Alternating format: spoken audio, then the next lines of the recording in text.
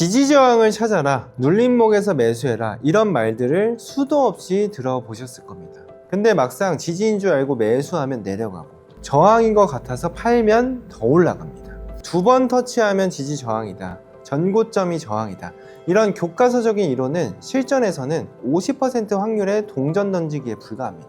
저도 과거엔 차트의 선을 수십 개를 긋고 이번엔 지지받겠지 하다가 계좌를 전부 날린 적이 많습니다. 그러다 한 가지 질문이 이 모든 걸 바꿨어요. 왜 어떤 지지는 깨지고 어떤 지지는 지켜질까? 1만 시간 동안의 실전 매매 끝에 깨달았습니다. 지지 저항을 찾는 방법보다 깨질 자리, 지킬 자리를 먼저 구분해야 합니다. 이 차이를 알고 완전히 저의 계좌는 달라졌습니다. 지난 10월 11일 트럼프 중국 관세 이슈로 나스닥이 급락했던 그날, 저는 이 방법으로 70만 달러를 벌었습니다. 오늘 영상에서는 제가 실전에서 사용하는 지지저항 읽는 방법과 거래하는 방법 모두 공개하겠습니다. 대부분의 트레이더가 어떻게 매매하는지 아시나요? 전저점에서 손절, 전고점에서 익절, 거의 99%가 이 단순한 공식으로 거래합니다. 하지만 이렇게만 매매하면 어떻게 될까요? 손절은 커지고 익절은 작아집니다. 절대 큰 수익을 볼 수 없어요. 그래서 지표를 더 추가합니다. 캔들 패턴도 외우고 이평선도 넣고 RSI, MACD 같은 보조 지표로 차트를 도배하기 시작하죠. 하지만 지지저항을 제대로 식별할 줄 알아야 합니다. 왜냐하면 보조 지표들이 잘 작동하는 구간은 지지와 저항 구조가 명확할 때 비로소 작동하기 때문이에요. 우리가 말하는 지지저항은 전부 같은 게 아닙니다. 두 가지예요. 깨지는 자리, 지키는 자리. 대부분 이 두 개를 같다고 보고 지지저항은 당연히 지켜지는 거야 라고 생각합니다. 그래서 대응이 한 가지 뿐이에요. 저는 다르게 봅니다. 지키는 지지에서는 매수 타점으로 씁니다. 깨지는 저항에서는 익절을 하지 않고 스탑을 따라붙으면서 수익을 극대화합니다. 내 손으로 이익 중인 포지션을 너무 빨리 자르는 실수를 안 하기 위해서예요. 이 차트에서는 이 구간에 반등이 3번 나왔습니다. 한 번도 깨지지 않았어요. 상승폭도 폭발적으로 이 지지 구간부터 증가했습니다. 이렇게 깨지지 않는 지지나 저항에서는 진입 타점으로 활용할 수 있습니다. 이 차트에서는 더블 바텀 넥라인에서부터 매수 포지션을 잡고 있습니다. 많은 사람들이 20194 저항에서 막히겠지 하면서 매도 자리를 기다리죠. 하지만 저는 20194를 뚫기 전에도 깨지는 저항이라고 판단하고 스탑을 올리며 따라갔습니다. 결국 저항에서 팔아야지 했다면 35포인트만 이익을 낼 수 있던 포지션이 110포인트까지 끌고 갈 수 있었던 거죠. 보이시나요? 같은 지지저항인데 하나는 여기서 들어가라는 신호고 하나는 여기 깨질 거니까 따라가라는 신호입니다. 이 둘을 구분 못하면 지켜지는 지지에서 매수 타이밍을 놓치거나 깨지는 저항을 보고 일찍 익절해서 수익을 날립니다. 핵심은 딱 한 가지입니다. 이 지지저항이 깨지는가, 깨지지 않는가, 이것만 구분할 수 있어도 여러분의 수익은 달라집니다. 깨지는 지지와 안 깨지는 지지저항을 구분하기 전에 지지저항이 뭔지부터 제대로 이해하고 넘어갈게요. 지지저항이 뭘까요? 단순하게 보면 가격이 반전하는 곳이에요. 손에 공을 들고 있다고 상상해 볼게요. 그 공을 위로 던집니다. 천장에 닿으면 튕겨 내려오겠죠? 그게 저항입니다. 이번엔 공을 바닥에 떨어뜨려 보세요. 바닥에 닿으면 튕겨 올라옵니다. 그게 지지입니다. 지지는 가격의 바닥, 저항은 가격의 천장을 뜻합니다. 이 차트를 보면 여기서 가격이 튕겨져 올라갑니다. 그리고 같은 곳으로 다시 내려오고 또 반등했어요. 하지만 제가 아까 지지저항은 깨지는 지지가 있다고 말씀드렸어요. 이 지지가 뚫리면 어떻게 될까요? 이유 차트를 보면 아까 지지였던 곳을 뚫고 내려갔다가 다시 올라오니까 여기서 막히죠. 앞에서는 강한 바닥으로 작동했던 지지가 이제는 천장이 되어서 상승을 저지합니다. 왜냐하면 이 가격에서 손실을 보고 물려있는 사람들이 가격이 다시 자신의 평단가까지 올라오면 드디어 본전이다 하면서 매도 물량을 쏟아내기 때문이에요. 그리고 이런 자리는 많은 트레이더들이 신규로 매도 포지션을 진입하는 자리이기도 하죠. 반대도 마찬가지입니다. 저항을 뚫고 올라가면 그 천장이 이제는 바닥이 됩니다. 또 많은 초보자들이 지지선을 정하면 딱 그 가격에 집착해요. 24852가 지지선이야 하면서요. 하지만 실전에서는 24852에서 반등하기도 하고 더 떨어진 가격인 24820에서 반등하기도 해요. 지지저항은 정확한 선이 아닙니다. 고무줄처럼 탄력적인 구간이에요. 그럼 이 영역을 어떻게 파악할까요? 선을 맞추려고 하지 마세요. 대신 1시간봉으로 확인하세요. 한시간봉 차트를 보면 여기서도 반등하고 21039에서도 반등하고 21012에서도 반등하고 20979에서도 반등을 합니다. 이렇게 여러 캔들이 반응한 걸 볼 수 있습니다. 그럼 단일 가격 20139가 아니라 20980에서 21120까지의 영역이 진짜 지지 구간인 겁니다. 지지를 받은 구간을 영역으로 확인하는 거죠. 그럼 어떤 곳이 지지 저항이 될 수 있을까요?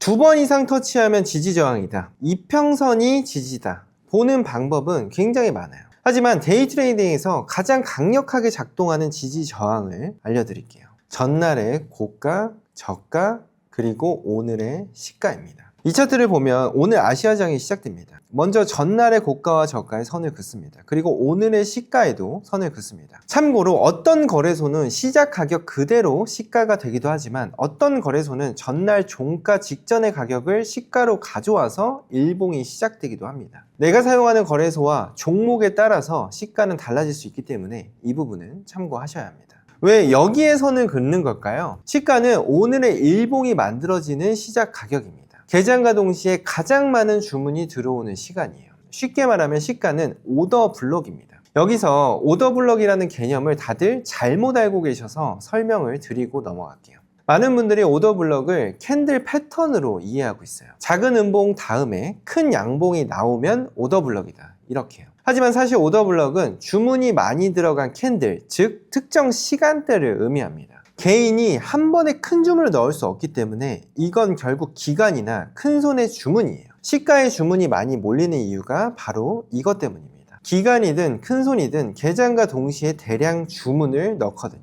그래서 시가 자체가 지지 저항을 굉장히 잘 받는 겁니다. 그래서 복잡한 캔들 패턴을 보지 않아도 시가 자체가 오더 블록이기 때문에 이것만으로도 훌륭한 지지 저항으로 매매가 가능한 거예요. 또 트레이더들은 전날의 고가와 저가를 기억합니다. 어제 여기까지 올라갔었지, 어제 여기서 바닥을 다졌었지 라는 어제의 기억과 트레이더들의 손익 구간이 겹치면서 대규모 주문이 집중되죠. 그래서 전일 만들어진 고가 저가 그리고 오늘의 시가가 첫 기준점이 되는 거예요. 저는 이 선들이 무조건 지지나 저항을 받는다고 보진 않아요. 하지만 만약 이 라인에서 반등이 나오거나 돌파가 나온다면 그 지지 저항 자리가 변동성의 시작 지점입니다. 예를 들어서 유로장에서 오늘의 시가를 하방으로 돌파한다면 어떻게 될까요? 오늘 시가 가격에서 체결된 물량을 전부 소화하고 돌파가 나온 거예요. 여기서 샀던 사람, 기관들은 손실 구간입니다. 시가 아래로 떨어지면서 추가 매도가 쏟아질 가능성이 매우 높은 상태예요.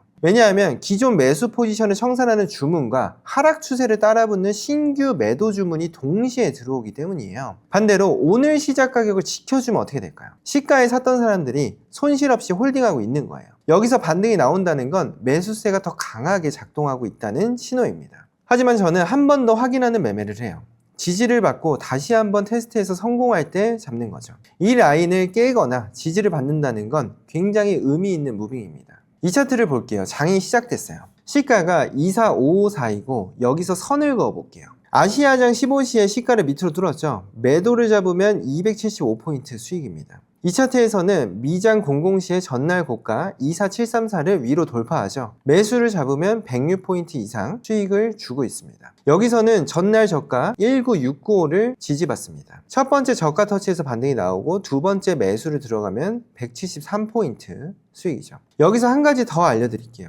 매물대라는 개념이에요. 차트를 보면 가격대에서 여러 개의 캔들이 마감된 구간이 있죠. 이런 구간, 이런 구간, 이런 구간. 이게 매물대입니다. 매물대는 말 그대로 매물이 쌓여있는 영역이에요. 이 가격대에서 산 사람이 많다는 거죠. 그래서 가격이 이 구간에 오면 팔려는 사람들이 우르르 나옵니다. 저항이 되는 거죠. 반대로 만약 가격이 이 매물대 위에 있다면 지지선 역할을 합니다. 이 차트를 보세요. 여기서 같은 가격대에 여러 캔들이 몰려있죠. 이게 매물대입니다. 가격이 여기까지 눌러줄 때는 어떻게 할까요? 매수를 해볼 수 있어요. 손절이 나가더라도요. 심지어 여기서는 이 매물대에서 가격 반전을 의미할 수 있는 도지 캔들이 나왔죠. 하지만 매물대가 깨질 수도 있겠죠. 그때는 정말 폭발적으로 움직입니다.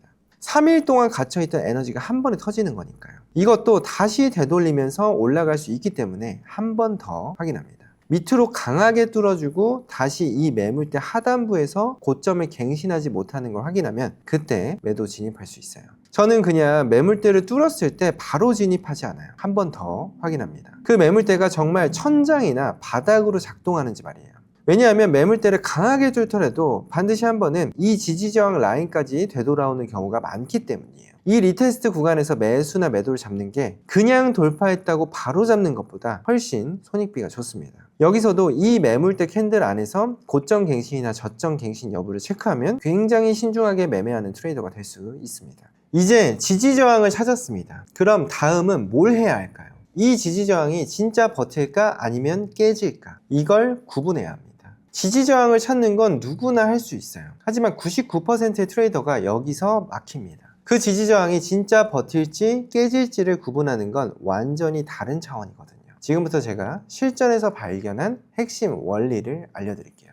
아시아장, 유로장, 미국장 각 장의 초반 이 시간대에는 지지저항이 깨질 확률이 높습니다. 왜 그럴까요? 장이 막 열리면 전날과 다른 새로운 참여자들이 들어옵니다. 밤새 쌓인 뉴스, 이벤트, 심리가 한꺼번에 가격에 반영이 되는 거예요. 그래서 전날 만들어진 지지저항이 새로운 자금 앞에서 쉽게 무너질 확률이 높은 상태인 거죠. 이 차트에서는 전날 고점이 22356이었어요. 유로장이 열리면서 22356을 바로 돌파합니다.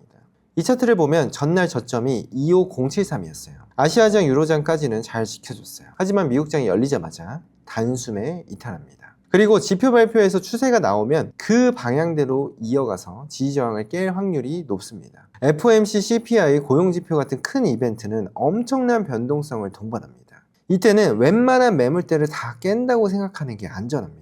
10월 11일 트럼프 중국 관세 이슈가 터졌습니다. 나스닥의 강력한 매물대가 24930에서 24830까지 있었어요. 하루 동안 형성된 지지 구간이었죠. 하지만 어떻게 됐을까요? 관세 이슈 발표 후 1시간 만에 24800 뚫고 24600까지 폭락했어요. 그리고 그 다음 매물인 24730에서 24550에 걸쳐 있었지만 이 매물대도 큰 이벤트 앞에서 웬만한 지지저항은 종이장처럼 찢어지는 걸 확인할 수 있어요. 이럴 때 이 지지 구간이 버틸 거야 하고 매수를 들어가면 리스크가 매우 높아요. 어디까지 떨어질지 모르기 때문이에요. 지표 발표나 큰 이벤트가 있을 때는 시장 참여자들이 매우 많아집니다. 그래서 한 방향으로 추세가 만들어지면 그 추세대로 쭉 이어지는 경우가 많아요.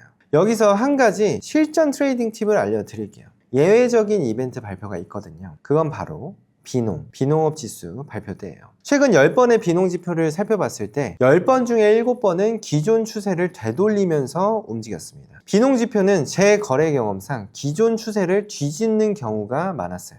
다시 지지저항 이야기로 돌아와서 이 지지 구간을 보세요. 한 번 터치해서 반등했고, 2번 터치해서 반등했고, 3번 터치해서 깨졌습니다. 지지저항선은 터치할수록 약해집니다. 처음 한 번 터치했다는 건 신규 주문들이 몰려있는 매물대이기 때문에 잘 작동합니다. 이후에 2번, 3번, 4번 이렇게 다시 돌아온다는 건 그 방향으로 뚫릴 가능성이 높다는 걸 의미합니다. 그래서 지지저항이 깨진다고 볼 수 있는 건 3번 이후부터입니다. 또 한 가지 구체적인 실전 트레이딩 팁을 알려드릴게요. 주봉이 양봉인지 음봉인지에 따라서 매물대를 깰 가능성이 달라집니다. 대부분의 트레이더들이 이걸 놓쳐요. 눈앞에 매물대만 보고 거래하거든요. 여기 매물대 있네? 여기서 막히겠지? 이렇게 단순하게 거래하죠.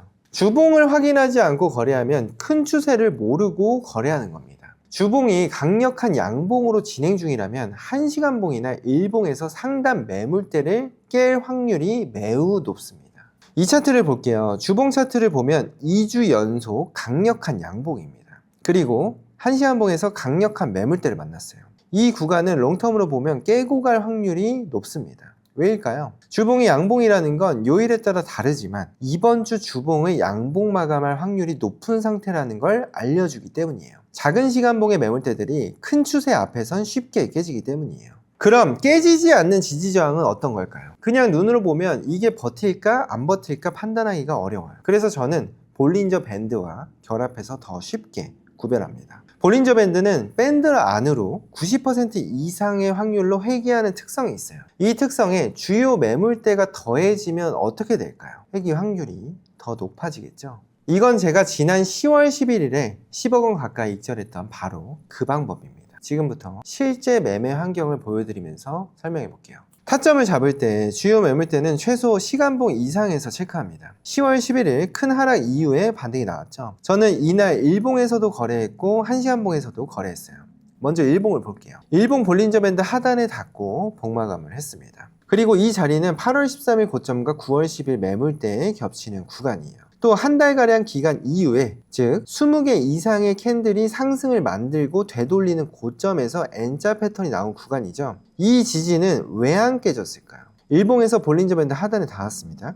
그리고 8월, 9월 고점 매물대는 심리적 방어선이에요. 여기서 샀던 사람들이 더 내리면 안 돼 하는 강력한 매수세가 기다리고 있습니다. 또 상승형 N자 패턴이 나오면서 기술적 되돌림 구간이죠. 하락 조정이 이어지는 과정에서 세 가지가 한 점에서 만난 구간이에요.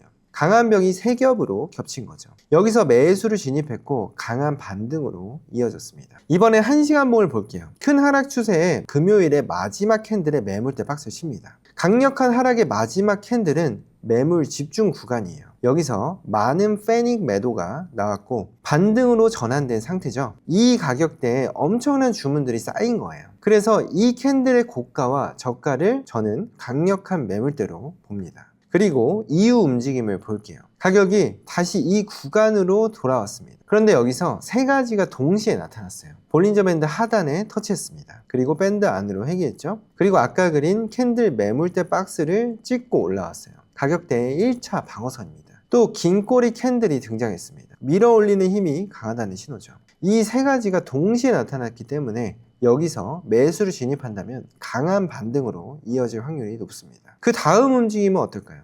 또 다시 눌렀습니다. 두 번째 눌림이죠. 그런데 또 똑같은 매물대 구간까지 눌렀어요. 그럼 이때부터 나머지 근거들을 보는 겁니다. 볼린저 밴드 하단에 닿아 있고요. 추세 전환 캔들, 도치형 캔들이 나타났습니다. 깨지지 않는 지지를 찾기 위해서는 최소 1시간봉에서 매물대가 볼린저 밴드 상하단과 겹치는지를 확인해야 합니다. 또 캔들까지 겹쳤다면 더 좋은 진입 타점이 되겠죠. 일봉에서는 한 번 기회를 줬고 1시간봉에서는 두 번까지 기회를 주고 날아갔습니다. 볼린저 밴드 하단, 매물대가 겹친 세 번의 타점 모두 강력한 반등으로 이어졌고 10억 원 가까운 익절로 마무리할 수 있었습니다. 이건 운이 아니라 시장의 작동 원리예요. 그리고 이 원리는 10월 11일에만 작동한 게 아닙니다. 제가 10년이 넘는 기간 동안 매일 사용하는 방법이에요.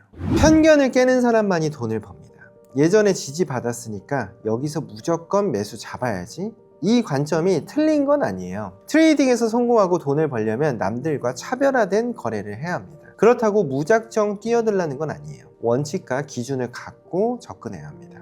여유롭다님은 과거에 잘못된 유료 강의까지 결제하고 코인에서 신용 대출까지 받아서 손실만 보셨습니다. 하지만 처음으로 수익금을 출금하게 되는 경험을 하게 되셨죠. 국내 주식에서 마이너스 2천만 원 손실을 보셨던 블링비님은 깨달음을 얻은 뒤 계좌에 역대급 최고 수익을 내게 되셨죠.